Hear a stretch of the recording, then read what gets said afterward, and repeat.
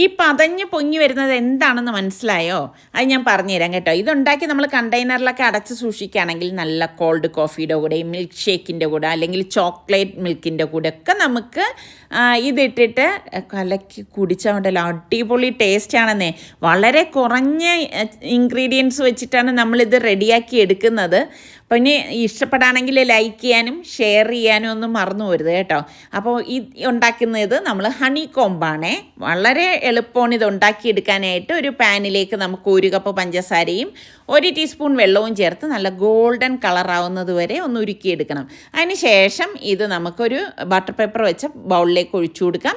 പിന്നെ 1 teaspoon baking സോഡയും കൂടി ചേർത്ത് ഇളക്കിയിട്ട് നമുക്ക് നുരഞ്ഞു പൊങ്ങി വന്ന ശേഷം ഇത് തണുക്കുമ്പോൾ കുറച്ച് ഹാർഡാവും കേട്ടോ. അപ്പോഴേക്കും മുറിച്ച് കണ്ടെയ്നറിൽ അടച്ച് വെക്കാം. ഇപ്പം ഞാൻ കോൾഡ് കോഫിയാണേ തയ്യാറാക്കുന്നത്.